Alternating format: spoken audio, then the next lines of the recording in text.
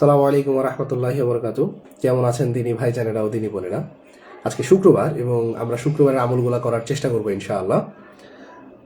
এবং দোয়া কবুলের দুইটা সময় আছে আজকে, তো আমরা দোয়া করার চেষ্টা করবো ইনশাআল্লাহ। তো আমি মেইন টপিকে আসি। মেইন টপিক যেটা, সেটা হচ্ছে মাদখালি যে ট্যাগ, এই ট্যাগের যে অপবাদ, সেইটার জবাব। তো আজকের জন্য আমি 3টা প্রশ্ন সিলেক্ট করছি। একটা প্রশ্ন হচ্ছে যে মাদখালিরা জিহাদ করে না। আচ্ছা, তো প্রথম বিষয় হচ্ছে যে মাদখালিরা জিহাদ করেন, এটার জন্য কি আপনার কাছে কোনো প্রমাণ আছে? কিংবা যারা বলে তারা কোনো প্রমাণ দিয়ে বলে? জি না, কোনো প্রমাণ দিয়ে বলে না। কেন জিহাদ বলে না, এটা আগে আমরা এটা ক্লিয়ার হওয়া প্রয়োজন যে আসলে জিহাদটা কি। সরকারের বিপক্ষে উস্কানি দেওয়াটা কিন্তু জিহাদ নয়। জিহাদের নির্দিষ্ট কিছু সংজ্ঞা, নির্দিষ্ট কিছু শর্ত, নির্দিষ্ট নিয়ম আছে। আপনি মুসলিম রাষ্ট্রের মধ্যে এক ভাই আরেক ভাইকে কোনো কারণ ছাড়াই গোলাগুলি করে মেরে দিয়ে এসে বললেন যে খুব জিহাদ করে আসলাম, ও নামাজ পড়ে না তাই ওকে মেরে দিয়েছি, এটা কিন্তু জিহাদ না, এটা সন্ত্রাসবাদ। তো এই যে জিহাদের যে বিষয়টা আছে, এইটা সম্পর্কে ইসলামের গাইডলাইন আছে। আমাদের দেশের মানুষজন এখনো ইমান সম্পর্কে, সালাত, সিয়াম, হজ, জাকাত সম্পর্কে ডিটেলসে জানে না ভাই। তো আমাদেরকে আগে তাদেরকে সুন্দর করে জানাতে হবে। এই কাজটাই করে হচ্ছে আহলুস সুন্নাহ ওয়াল জামাআহ, যে সুন্দর করে ধাপে ধাপে ধাপে ধাপে বোঝানো। তো যদি উস্কানি দেওয়াটা জিহাদ হিসেবে নেওয়া হয়, তো না, যাদেরকে মাদখালি ট্যাগ দেওয়া হয় এরা উস্কানি দেয় না, কিন্তু এরাই প্রকৃত জিহাদ করে সেটা এভাবে। এবং এরই সাথে আরেকটা প্রশ্নের উত্তর চলে আসবে যে মাদখালি যাদেরকে ট্যাগ দেয় তারা কি উগ্রবাদী কিংবা বিশৃঙ্খলা করে? এই দুইটা প্রশ্ন একসাথে চলে আসবে। সেটা হচ্ছে যারা আহলুস সুন্নাহ ওয়াল জামাআহ এরা যেটা করে সেটা হচ্ছে নববী পদ্ধতিতে দাওয়াত দেওয়ার চেষ্টা করে। যেটা প্রথমে নিজেকে নিজেকে দাওয়াত দেওয়া, যে আমার মধ্যে কি কি ভুল আছে, আমার ইমান সম্পর্কে জানতে হবে, আমাকে মানহাজ সম্পর্কে জানতে হবে, আমাকে ইসলামের ফরজ ওয়াজিব সম্পর্কে জানতে হবে, হারাম সম্পর্কে জানতে হবে, হালাল সম্পর্কে জানতে হবে, যেন আমি নিজে আগে বিপথে চলে না যাই। যে নিজেই বিপথে আছে সে আরেকজনকে কি করে মানে পথের দিকে ডাক দিবে? ও তো নিজেই ভুল পথে আছে। তো এই জন্য ইসলাম শুরুই হয় আগে নিজেকে দিয়ে। নিজে, তারপরে পরিবার, তারপরে আত্মীয় স্বজন, পাশাপাশি নিজ এলাকা, প্রতিবেশী, এইভাবে দাওয়াত দেয়।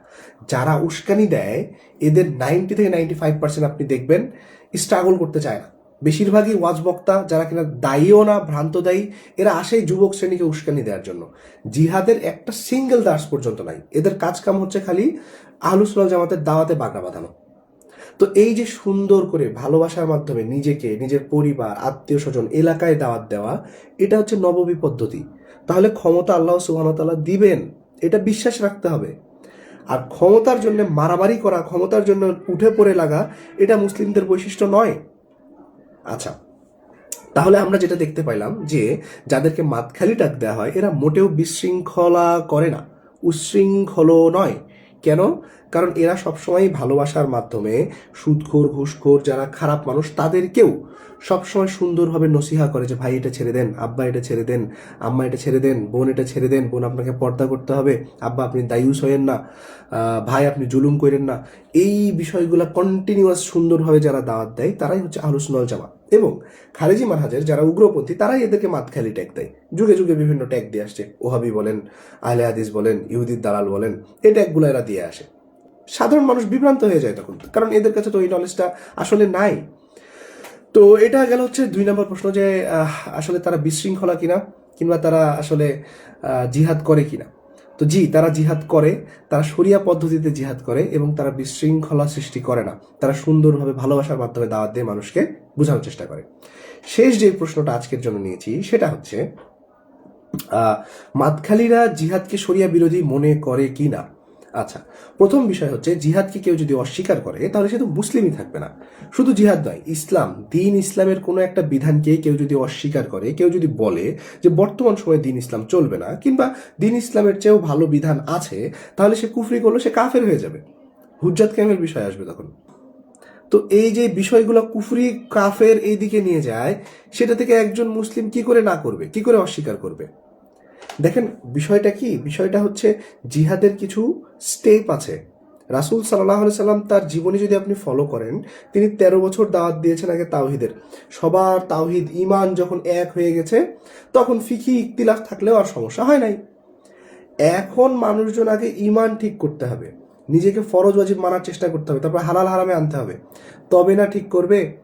যে নিজের বাড়িতে সুদখোর রাখছে, যে নিজের বাড়িতে ঘুষখোর রাখছে, যে নিজের বাড়িতে হারাম কাজ হতে দিচ্ছে, যে নিজের দায়ুস, যে নিজে জুলুম করছে, এ যদি এখন বলে যে ভাই চলো জিহাদ করি, তাহলে আসলে আল্লাহর তরফ থেকে ওইটা রহমত বরকত তো থাকবে না ভাই। এটা তো ইসলামের শরিয়া বলছে না। ইসলাম শরিয়া বলছে আগে নিজে, তারপরে আস্তে আস্তে আস্তে আস্তে আগানো। এটা হচ্ছে ইসলামী শরিয়া। তো জিহাদ হচ্ছে স্টেপ বাই স্টেপ। আপনি নিজের পরিবারে কিছু বলতে পারছেন না, নিজের পরিবারে জিহাদ করতে পারছেন না, আর বাইরে এসে খুব পুরুষত্ব দেখাচ্ছেন, আল্লাহ কুল্লি হাল, সুন্দরভাবে ভালোবাসার মাধ্যমে, ধৈর্যের মাধ্যমে। তো হ্যাঁ, জিহাদকে অবশ্যই শরিয়ার একটা গুরুত্বপূর্ণ অংশ মনে করে আহলুস সুন্নাহ জামাতের সবাই, যাদেরকে মাতখালি ট্যাগ দেওয়া হয় তারাও। এখন এখানে আরেকটা উদাহরণ আনার প্রয়োজন আছে। দেখেন, আপনি যদি সালাত আদায় করেন, সালাত যদি আপনার উপরে ফরজ হয়, তাহলে আপনাকে আগে সালাত সম্পর্কে জানতে হবে। আপনার উপরে যদি হজ ফরজ হয়, তাহলে আপনাকে হজ সম্পর্কে জানতে হবে। আমি ধরে নিচ্ছি যে আপনার উপরে জিহাদ ফরজ হইল, তাহলে আপনাকে তাকে জিহাদ সম্পর্কে জানতে হবে। আপনি কিছু জানেন? যদি নাই জানেন, তাহলে আরেকজনের কথায় উঠা বসা করছেন কেন? আগে আপনি জানেন, আগে আপনি ইলম অর্জন করেন। দিন ইসলাম হচ্ছে ইলম। মূর্খতা, জাহালাত এগুলোর জায়গা নাই দিন ইসলামে। কাজে আগে ইলম অর্জন করতে হবে, সে অনুযায়ী তখন আপনি বুঝতে পারবেন যে আচ্ছা এটা কিভাবে কি করা যাবে। তো এই জায়গা থেকে যদি প্রশ্ন করা হয় যে জিহাদকে শরিয়া বিরোধী মনে করে, জি না। জিহাদ আমার আপনার জীবনের একটা অঙ্গাঙ্গী বিষয়। আমাদেরকে সব সময় জিহাদের উপরে থাকতে হয়। নিজেকে প্রবৃত্তি, নিজেকে খারাপ কাজ থেকে বাদ রাখা, ভালো কাজের চেষ্টা করা, নিজেকে, নিজের পরিবারকে, সমাজকে, এলাকায় সবখানে সুন্দরভাবে ভালোবাসার মাধ্যমে দাওয়াত দেয়া। এই বোমাবাজি, মুসলিমে মারামারি, এই বিষয়গুলো জিহাদ নয়। এগুলো খারেজিদের কাজকাম। খারেজিরা এগুলো ছড়ায়। তো জিহাদ সম্পর্কে জানুন, এবং মাতখালিদের সম্পর্কে যে সকল অপবাদগুলো দেওয়া হয় সেগুলো সম্পর্কে আগে একটু ভাবুন। না ভেবে কাউকে অপবাদ দেওয়াটা ঠিক হবে না মুসলিম ভাইকে। জাযাকুমুল্লাহু খাইরান। আসসালামু আলাইকুম ওয়া রাহমাতুল্লাহি ওয়া বারাকাতুহু।